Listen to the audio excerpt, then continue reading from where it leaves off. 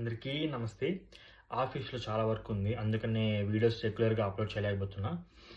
And ఈరోజు జాయినింగ్స్‌లో మనకింకా 2 టాపిక్స్ మిగిలిపోయాయి. ఒకటొచ్చేసి క్రాస్ జాయిన్.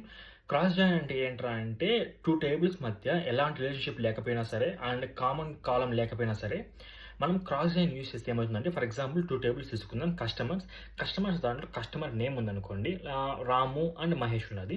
ఆర్డర్స్ టేబుల్‌లో ఆర్డర్ 1 అండ్ ఆర్డర్ 2 ఉందనమాట.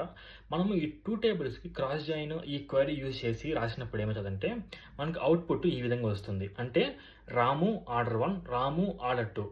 మళ్ళీ మహేష్ ఆర్డర్ 1, మహేష్ ఆర్డర్ 2. మనకు అంటే ప్రతి ఎంట్రీ ఈ టేబుల్‌లో ఉన్న ప్రతి ఎంట్రీ ఆ టేబుల్‌లో ఉన్న ప్రతి ఎంట్రీకి మ్యాచ్ చేసి మనకు రిజల్ట్ ఇస్తుందనమాట. ఫుల్ ఔటర్ జాయిన్ అంటే ఏంట్రా అంటే మ్యాచింగ్ రోస్ వస్తాయి అండ్ మ్యాచింగ్ లేని రోస్ కూడా వస్తాయి. అంటే లెఫ్ట్ టేబుల్ నుంచి ప్రతి రో మనకు ప్రింట్ అవుతుంది. రైట్ టేబుల్ నుంచి కూడా ప్రతి రో ప్రింట్ అవుతుంది. ఇక్కడ మనం చూసినట్టయితే కస్టమర్స్ టేబుల్‌లో అసలు కస్టమర్ 3 అనే ఆ పర్సన్‌కి ఆర్డర్సే లేవు. అప్పుడు ఆ పర్సన్‌కి ఏమొస్తాయంటే ఆర్డర్ ఐడి, ఆర్డర్ నేము నల్ అని ప్రింట్ అయితాయన్నమాట.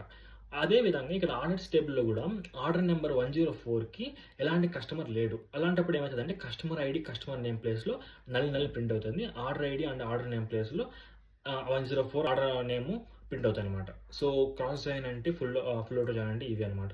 నెక్స్ట్ వీడియోలో ఏదైనా కొత్త టాపిక్స్‌తో మాట్లాడుకుందాం. అంతవరకు బై.